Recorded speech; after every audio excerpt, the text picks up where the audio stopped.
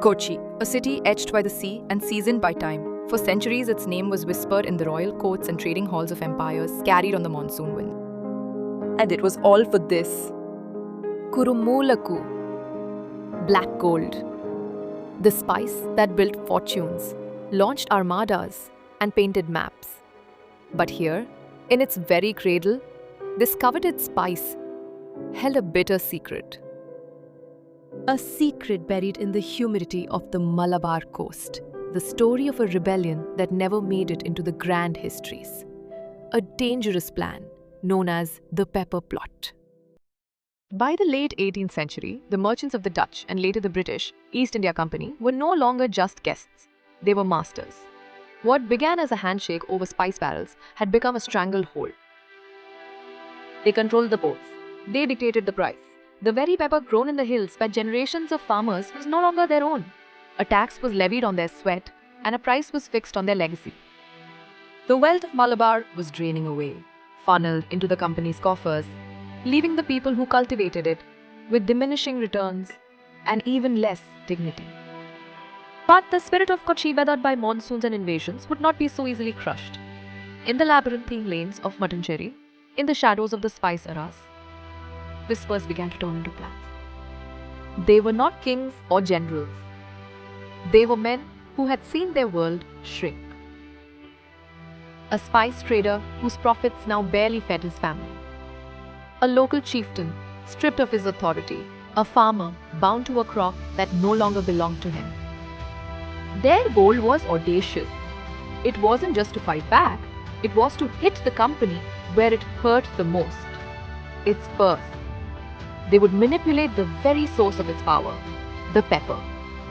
The plan had two deadly prongs. First, economic sabotage. They would secretly coordinate with farmers across the region to hold back the pepper harvest. They would create a phantom shortage, driving up prices on the international market while leaving the company's warehouses in Kochi empty. The aim was to cause panic in Amsterdam or London, to make the company's venture in Kochi seem unprofitable, a failure, to bleed them dry with their own greed. The second prong was far more dangerous.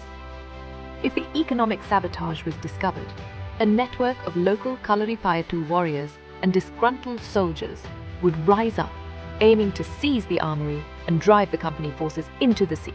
It was a plot held together by whispered promises and shared desperation.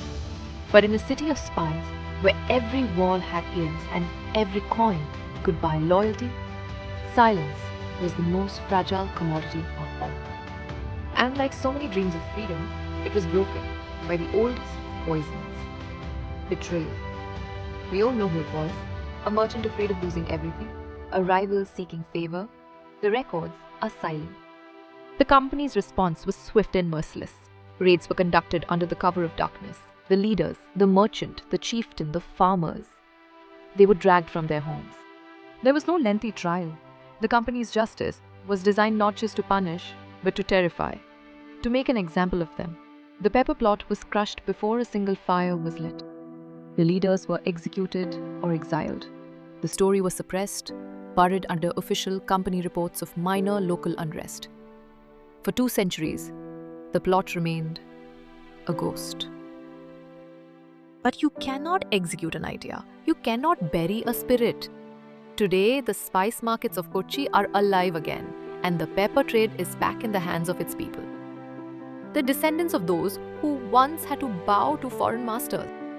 The pepper plot is not a story of failure, it is a testament to the fact that even in the darkest hours of colonial rule, there were always those who refused to bow.